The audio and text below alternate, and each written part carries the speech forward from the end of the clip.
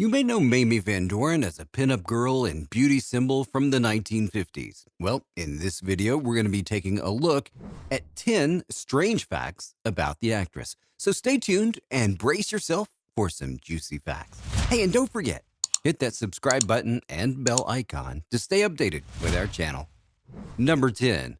Mamie was not her real name. So it's very common for celebrities to adopt a screen name that differs from their birth name. While Mamie was widely known by her screen name, it was not her actual name. Mamie was born February 6, 1931 in South Dakota as Joan Lucille Olander. She is of English, German, and Swedish heritage. In 1953, Universal Studios, which first signed Joan, decided to change her name to Mamie after Mamie Eisenhower, who was the wife of the 34th U.S. President Dwight Eisenhower. Universal Studios hoped that Mamie would bring them the same good fortune that Marilyn Monroe had brought to 20th Century Fox. Number 9. Mamie eloped at the age of 17. At the age of 17, the bombshell Mamie eloped to Santa Barbara with her then paramour, Jack Newman. While it now is uncommon, not to mention illegal, for minors to get married, it was quite the thing in the 1940s. Unfortunately, the marriage didn't last long, and Mamie soon divorced Jack because of his abusive mannerisms. Well, kudos to Mamie for escaping an abusive husband. Number 8. Long list of boyfriends. Now, while we could go on about Mamie's many, many lovers, let's take a look at some of her interesting relationships. Now, Mamie claimed to have had countless numbers of affairs, and some of those including romantic involvements with Elvis Presley, Burt Reynolds, Clark Gable, Johnny Carson, Jack Dempsey, Steve McQueen, Clint Eastwood, and Johnny Rivers. Her affair with Burt ended with a one-night stand, and she even claimed that Burt was not a very good kisser. Who thought that the male sex icon of America was a bad kisser? Mamie was briefly engaged to boxer Jack Dempsey, and she ended the relationship after being signed by Universal Studios. Mamie also dated the former U.S. Secretary of State Henry Kissinger. Unsurprisingly, he was also smitten by her looks, but she decided to end that relationship as she claimed to dislike his denture breath. Number 7. 5 husbands. After taking a look at Mamie's long list of lovers, it may not come as a surprise that she was married for 5 times. Mamie married Jack Newman, a sports clothing manufacturer, in 1949. She divorced him the same year on account of his abusive nature. In 1955, she married actor Ray Anthony. They even had a son together. However, this marriage ended in 1961. Mamie once revealed that Ray had been sending flowers to Marilyn Monroe.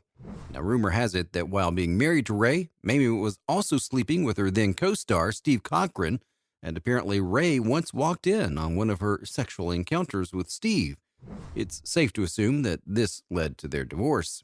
In the 1960s, Mamie was engaged to the baseball player Bo Blinsky, but the engagement was unstable and they eventually broke it off. In 1966, Mamie went on to marry another baseball star, Leroy Myers. However, their marriage only lasting for 2 years. In 1972, Mamie marries Ross McClintock, a businessman whom she had met while working on a presidential campaign. The marriage did not last long either, and it was annulled in 1973. Mamie has been married to actor and dentist Thomas Dixon since 1979.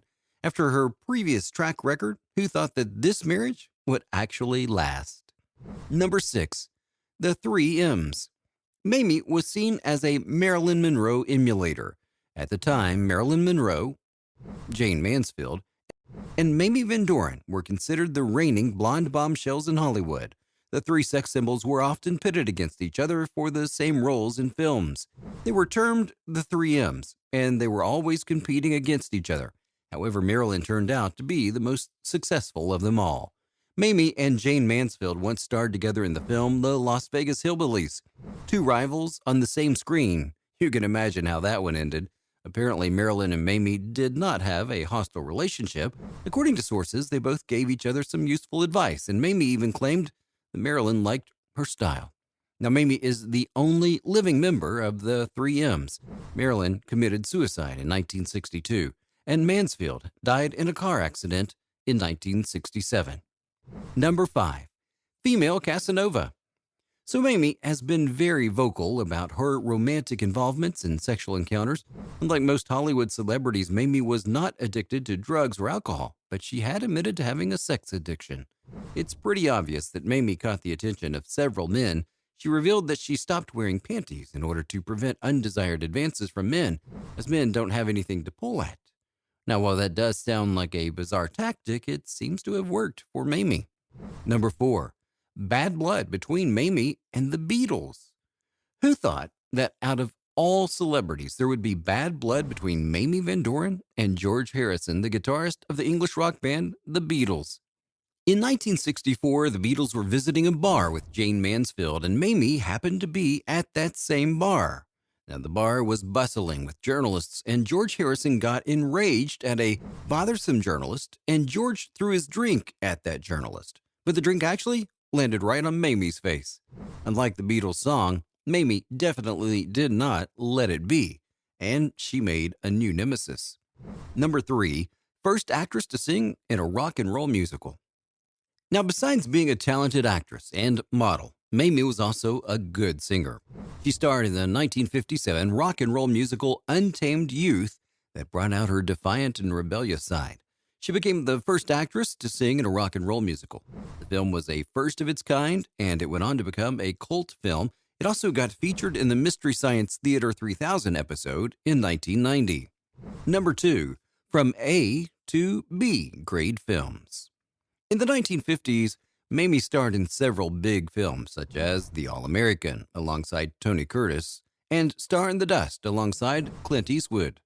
However, she was not satisfied with the roles she was getting from Universal.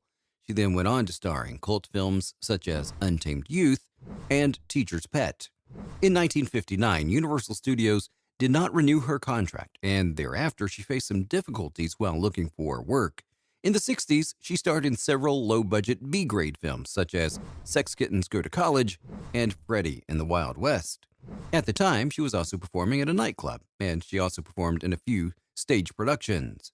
In 1987, she finally regained popularity after the release of her autobiography, Playing the Field.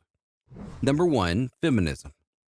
Believe it or not, but Mamie Van Doren is actually an active feminist, and she's been vocal about the issues faced by women in the industry since the beginning of her career. She's spoken about how Howard Hughes, her first casting director, blatantly asked her if she was a virgin and how she had cheekily dodged the question. She pursued a career as an actress as she did not want to be a submissive homemaker or secretary, which was the norm back then for women.